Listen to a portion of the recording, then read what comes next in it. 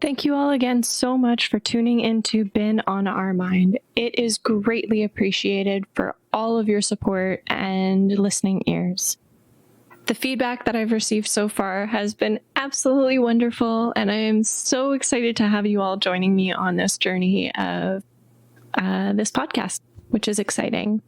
I'm really looking forward to introduce to you our next guest, Mimika, who is a songwriter, a musician, and an overall inspiring human being.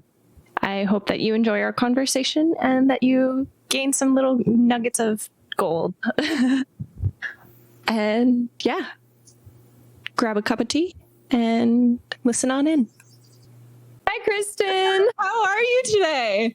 I'm good. How are you? I'm pretty good. I'm so happy to have you with us today. It's really exciting. I'm so happy to be here. Yay! I only know a little bit about you because we secretly did an acting class together, not so secretly, but so that our listeners know our connection here.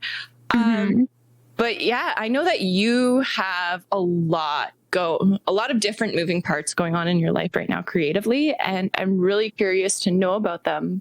But before we start that, I'm curious as well to know what's been on your mind. What's been on my mind? Whoa.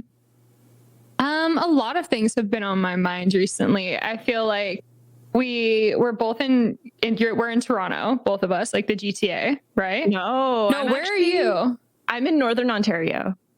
Okay, so we're both in Ontario, and lockdown is finally starting to ease its way up a little bit. So on my mind has been a lot of like, how do I keep myself safe and the people I love safe as we go back into the world? And I don't know, I feel like it's we're kind of in uncharted waters again, as we have been the entire time.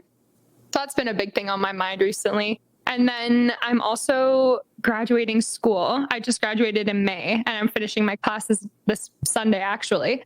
And so another big thing that's been on my mind is like transitioning from a student to a full-fledged adult in the professional world, and reaching out to other people and seeing how they did that and bridged the gap, and talking to people and learning about their experiences with that transition. That's been a big thing on my mind recently too. Wow. Congratulations, to be done school. What did you study, by the way? Thank you. I went to Berklee College of Music. I got a degree in songwriting, and then I did a lot of focus on music business as well. That's so exciting. Where is that? It's in Boston, but I've been online with them for the last couple of years. Oh, okay, cool. So you've been doing it from home. That's really neat. Yeah, it's really lovely because I get to stay close to home base, and have the freedom to take it with me wherever I go. So it's been really lovely. That's wonderful. So I do know that you recently released a new song. Yes. So I'm curious if you can talk to us a little bit about Rambling. So Rambling is serving as chapter 1 of a bigger project that I have coming out over the next couple of months. And the song is basically written as a conversation or a phone call that you're having with somebody where you're kind of beating around the bush and rambling a lot. And then it gets to the point where you can't do that anymore, and you just spit out the truth and you say it, which comes in those lines in the post-chorus, which is, maybe I wasn't meant for this or meant for love. I'm scared of us, like the notion of togetherness or a relationship. And that's kind of what the song is about. And I think that it serves as a really good opener for the rest of the chapters and what's to come. And that's always something that's super important to me, is storytelling and creating an experience with what I do. And so that was why I thought Rambling needed to come up first. Cool. It's a good place to start, like you said, especially because as you're talking, I'm like, oh, that sentiment is fairly relatable. And I think that a lot of people will just be like, yep, I get that feeling. I'm curious about your story as to what brought you to songwriting and music. Yeah. So I always say the thing that started me out was writing. Just writing little scripts and little stories and things like that when I was a kid. It was all I used to do. And I read so much. I read Percy Jackson books were like my favorite. I was a Percy Jackson kid all growing up. And I also at the same time had this huge love for music and performing. And I went through all the different arts. I was dancing, I was singing, I was playing piano a little bit as a kid. But it really took off in my mind at like 12 or 13. I started meshing writing and music, and I started songwriting.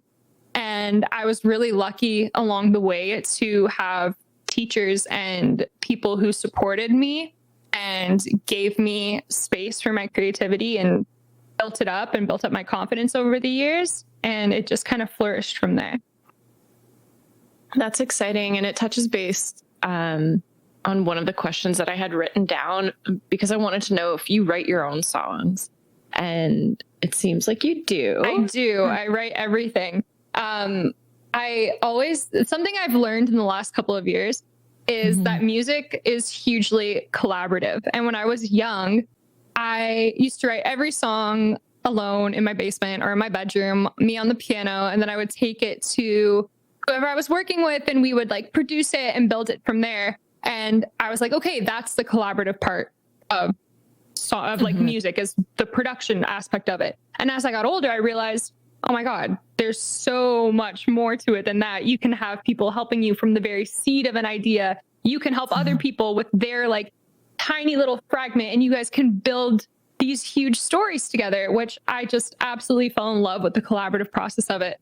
And so I still write a lot of stuff on my own, but I really love having other people's minds to bounce things off of, and like involving other people in the creative process. I think music is supposed to be something that connects you to other human beings. And so if you write it like while you're connecting with other human beings, I think it'll serve its purpose even more. I love that so much. Do you have a band then, like that works with you consistently, or are you open to more just like working with various people from all over the place? So I don't have a band yet. I would love to have a live band. And I think as we get back into doing shows and performing, that'll be something that will be at the forefront of my mind and on my list to start actually working with a band, because I just feel like that would be so much fun. Right now, I have a group of songwriters and producers who I work with, who I absolutely adore, and we're just such good friends. And so making music together just feels really natural and really easy when I'm with them. And we all push each other creatively, which is something also that I really look for in collaborators. And then I actually started working with a new producer at the start of this year who produced Rambling and some of the next songs that I have coming out. And we met on TikTok, which is so fun. It's so cool. So literally I was on my TikTok scrolling, and this TikTok pops up, and it's this producer being like, hey, indie musicians, drop your links. I'd love to work with you. And I was like, this guy seems cool. Let me, just leave a little comment, see what happens. And then we ended up connecting on Instagram, got on a Zoom call, and the rest is history. We made like, oh my God, I don't even know how many songs we made together. I was basically writing all of January and February for the new project that I have coming out. And so we wrote a whole bunch of songs together, and Rambling is the first one that came out. That's so cool. Wow. I love that. You just like the power of technology and these social media connections that are just like blowing the world up in a good way. Exactly. And the nice thing about music and the technological advancements is that we can do literally everything without being in the same room together. Rambling, I was not in the room with another human the entire time. Wow. With everyone that I worked with. So and then you get the final product back you get the final product back, and you're like, oh my gosh, this is kind of crazy. And then you watch the music video and you're like, whoa, we made this music video to a song that I like made in my basement with people on the internet. And I love it. It's so fun. I love being in music and all the different people you meet. And there's like no barriers to creativity now because everyone can be on the internet. Yeah. Well, mostly everyone. True. I know that some people can't, but mostly everyone. You kind of touched base on the music production aspect of it, but I'm curious more about like that deeper process and what that's been like for you. So typically all of my songs start with me sitting at my piano and writing and coming up with the chords. And then I'll play it I'll just talk in the case of Rambling it's different every time. They can always take different forms, but I'll just talk in the case of Rambling. I started with the piano, wrote the song, and showed it to a producer this is the one that I met on TikTok. His name is Zeph, and he's awesome. I showed it to him. He loved it. And we talked about which direction we wanted it to go, what kind of emotion and vibes we wanted it to have. And then we worked on it literally on a Zoom call. He was doing the production. I was writing the second verse and kind of built it up from there. And then we went back and forth with different notes and got more specific on, okay, we want the guitar to do this at this point. We want the drums to do this at this point. But I find that it usually works well when you start with the overall emotion and meaning that you want the song to have, and then you hone in on your ideas and get more specific as you go on. Cool. I like that. And as you mentioned, like the thing about the emotion, it just kind of reminded me back to our acting classes and how you have to have that seed thought to then bring forward that produced piece. Exactly. That's really cool. So I do know that you were working this weekend recording a new music video. I was. Are you allowed to speak about that one for us? Yeah, why not? Why not? We spent 3 days recording filming. Sorry, I still have to get those. I'm always used to saying recording. We filmed 2 music videos in 3 days. Oh, wow. And it was such a great weekend. It was a little bit of a marathon, but it was amazing. And we basically did Friday night, all day Saturday, and then more than half of Sunday. And I'm really lucky I get to make music videos with some of my favorite people in the world. One of the directors is a childhood friend of mine who we literally like grew up together. And then his best friend who like we've all kind of run in the same circle like our whole lives. They came to me about 2 years ago and they were like, Amy, we want to start a production company. Would you let us make a music video with you? And I was like, of course we can make a music video together. So that's how our relationship kind of started with the music videos. And then we've done everything together since then. All my videos that are out and are coming out are all with them. So it's always really nice to get to work with people that you know and people that you love and you have such a good creative connection with. I love that so much. So what's the name of these 2 videos for the songs? I can tell you the first one because it's coming out in July. So it's called Bandaid, and it's coming out in July. And the song is about like self-reflection and just kind of journeys and struggles with emotion and your mental health and how you can try so many different things and it might not always work. And it's very difficult to kind of find something that I'm not explaining it right. I think the way that Bandaid came to conceptualization for me was I would see people saying like, oh, meditation, it totally helped me. It like fixed everything, not fixed everything. That's not the right word, but meditation totally helped me. And someone else would be like, oh, exercise is the thing that totally helped me. And everyone has this thing that works for them. And I was going through a period where I was trying all these different things to try and get something that would work. And nothing felt like it was actually doing the job and fixing things. And then I realized, okay, there is no like catch all. There's no quick fix. There's no Band-Aid. You have to actively work at these things and you have to put your time and put your energy into them in order to see results and to feel better. And that's kind of what Band-Aid is about. Cool. I love that. I think that's really important because it's true. There is no one quick fix for everybody. Everybody's so different. Everybody has such different traumas and mental health issues that there's no way that one thing can be the bucket for everyone. Exactly. So I'm curious to know, how has music helped you throughout your life in terms of your mental health journey? Oh my God, it's been everything. It's been absolutely everything for me. Every time that I'm dealing with something in my life, the constant thing that helps me is just going to the piano and sitting down.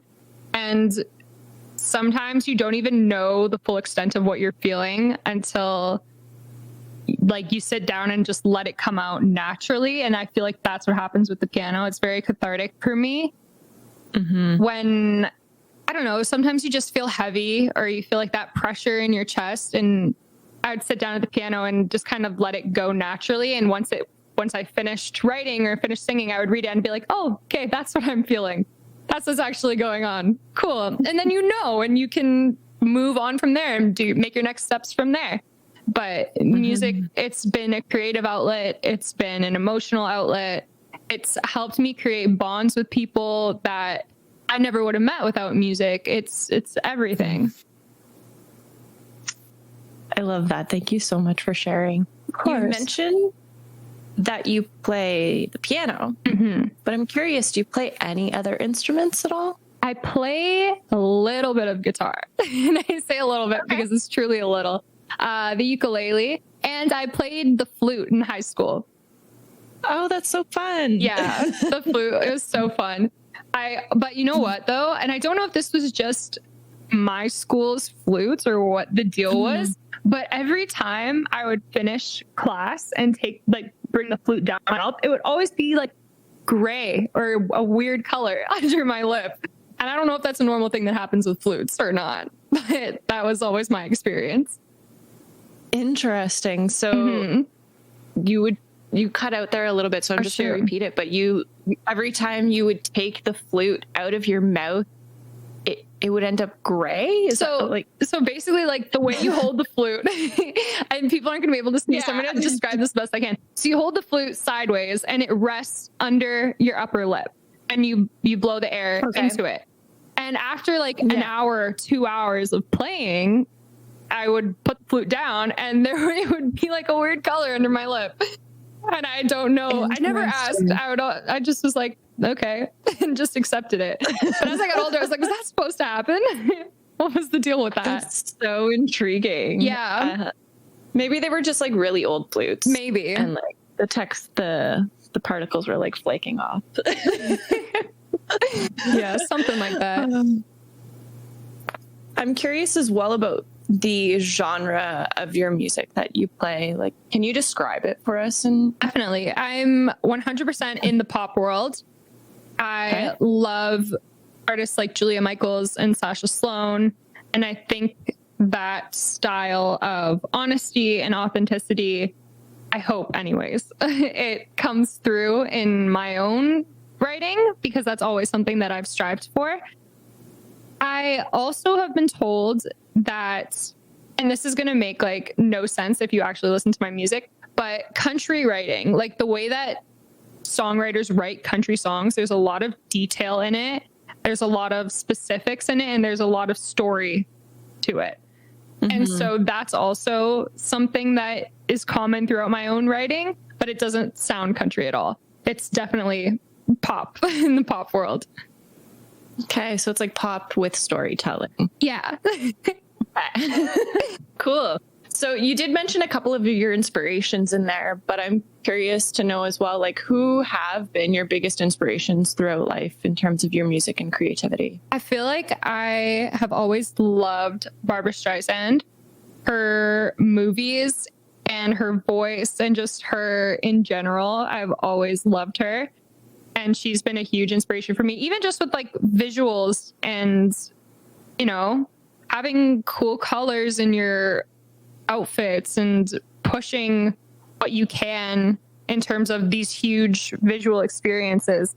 It's something that I haven't played up to the extent that I want yet, but something that's always on my mind and definitely on my radar. I actually, every time we do a project and we make a Pinterest board for it, I always put a picture of Barbra Streisand.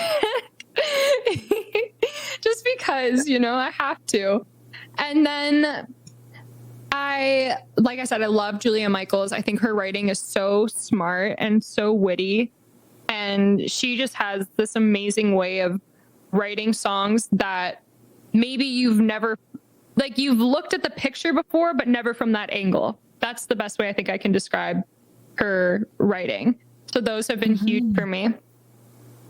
Cool. I like that. So did you like spend your childhood listening to them growing up, or what kind of genres of music did you listen to growing up? I listened predominantly to Britney Spears growing up. Yes, free Britney. Yes. I love Britney. She was everything. Like the first time I saw the Oops, I Did It Again video, I like spent hours and hours learning the choreography and dancing it around my house. I was like, this is the coolest human being I've ever seen in my life. How do I be like her forever? I was obsessed. I listened to a lot of Justin Timberlake. Celine Dion was also huge in my house. She was actually the first concert I ever saw. Celine Dion. Cool. Listened to a lot of that. And then Queen. I listened to a lot of Queen growing up. Nice. Yeah. Queen's great. Did you know that Britney's speaking in court tomorrow? For her court case. Yeah.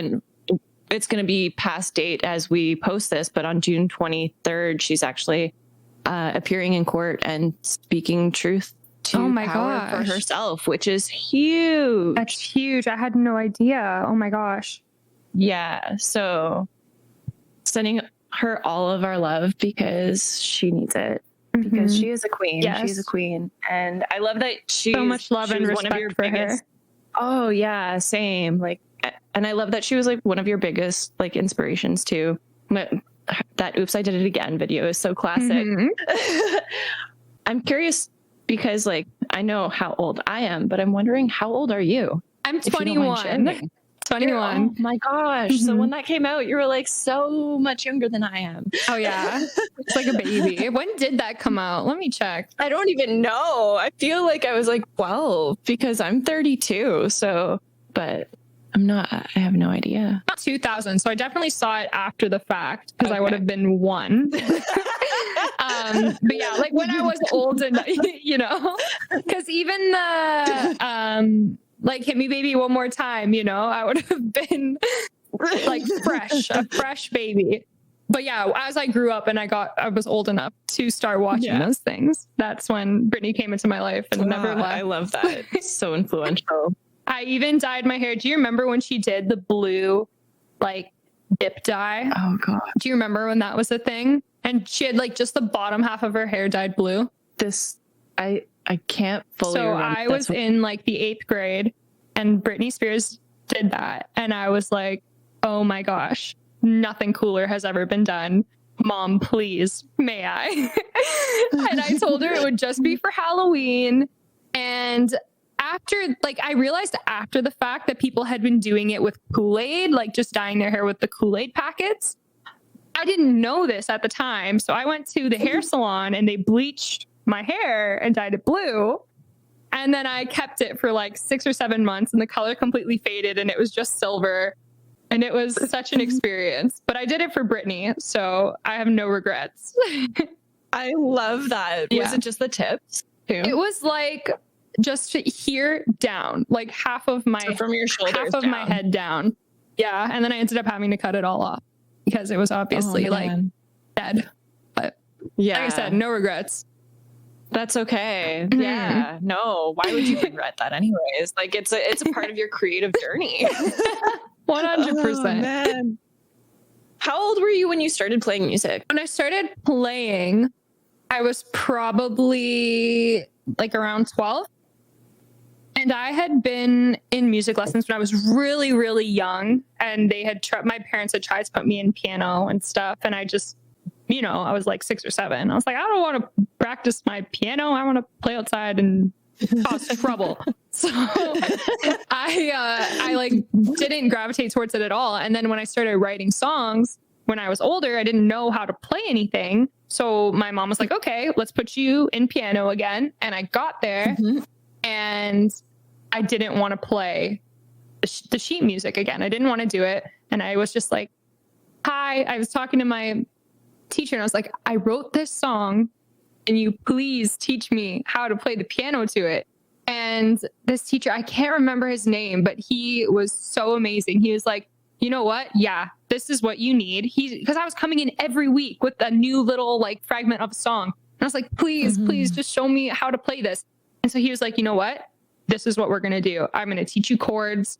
I'm going to teach you how to figure out chords for your own songs, because this is what you need and this is what's going to help you.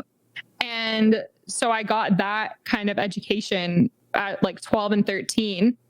And that was like what I used for years and years and years were the skills that he taught me. And then I got to Berklee and they obviously filled in the gaps quite a bit. I got a lot more theory, but yeah, I was really, really lucky that teacher looked at me and was like, yeah, we're going to change this up a little bit. We'll give you the chords and you'll be off to the races. Yeah, I love that. I love that he just like created such a supportive environment for you in order to explore your creativity, and wasn't just like, yeah, no, you have to stick with the sheet music, and like just like nurtured you so much. Yeah, That's I was so lucky, honestly. The music school that I went to as a kid and a teenager was so amazing. I was so lucky. They were very current with the times, and they realized that people needed to be able to write their own songs and kids needed support with songwriting and artistry. And so I went from that one teacher who was teaching me chords to another teacher who was also supporting me and giving me chords. And I remember talking with the owner of the studio with my mom and being like, hey, I want to make music. I want to make my own songs and this and that. And one of the other teachers had just graduated from a music production program in Toronto. And so I started working with him, and that was the first time I had ever worked with a producer.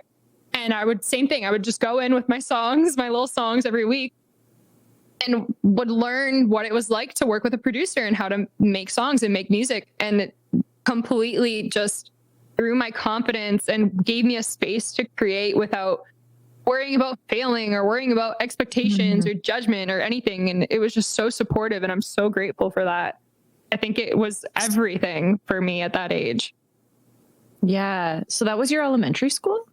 That was like a little music school in my town. Okay. Yeah. Okay. That you were doing like as an extracurricular outside of regular school. Exactly. Okay. That's really neat. I love that.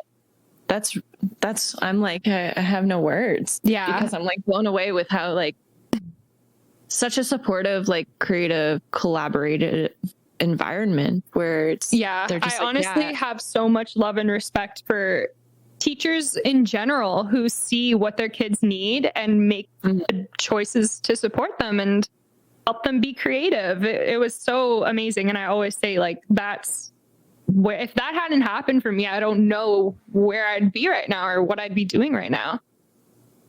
Yeah, no, it's like you mentioned that space in order to like, when teachers see something in a kid and they're just like, you know what, we need to nurture that. Like that is so important because it plays on that individual's strengths. Like you have a gift and they saw it. And it's so beautiful that like your story is unfolding like that. And you're still so young and you have so much life ahead of you. And like, you're going to make so many different waves. And like with your current chapter 1 that just recently came out with Rambling, and then your new music videos that you were working on this weekend, and the next chapters that are going to be coming out as well. Like, I'm really excited for that. And I'm curious as well, like, are there any other current projects that you're working on? So I write for other artists as well. And a friend of mine, a kid named Rufus, put out a song just a couple weeks ago that we wrote together. And so he has his own project that he's working on, which I'm super excited for. So that's my other kind of main thing, writing for other artists and writing with other artists. Like I said, writing is everything for me. And so if I can help other people tell their stories and become confident and write what they want to write and say what they want to say and help be a vessel for that, that's all I ever want to do. Yeah, definitely. What do you hope that your music helps others connect to or like receive from it? One thing that I've tried to be very conscious about in my music is if you listen to the lyrics, they have like intent and emotion behind them. Even though the first time you listen to the song, it might just sound like a happy song or like a pop song. And it's bundled that way for a reason, because I personally think that that's how I present myself to the world, as like, you know, things look happy and bright and colorful, which they totally are, but there's also more going on. And I think that is the same for everybody. There's so much more going on than what you see the first time you talk to somebody or the first time you look at somebody. And so that's what I hope people take away from and connect with my music. I love that, because it's true. There's the joy and the grief, the difficulties. Like, we're human beings and we have so many different emotions. And I absolutely adore how music has been such a saving grace, essentially, throughout your life, and has been for so many other people. And that your intention is to also create that connecting piece for others as well through your music. I think that's really incredible. Thank you. We are coming closer to the end. So I am curious about, what does joy mean to you? Wow, what a good question. Joy to me, I think joy to me means being able to be creative and fully expressive with no reservations and without holding anything back, and creating that environment not only for myself but for other people too, I think is so important.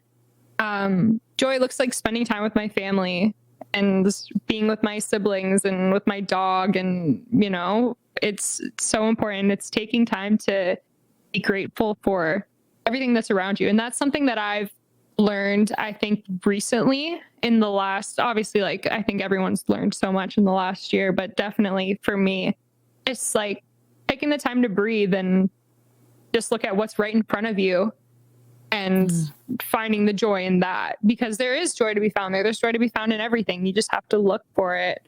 And that's another thing that takes time and effort and energy and practice, but it's so worth it.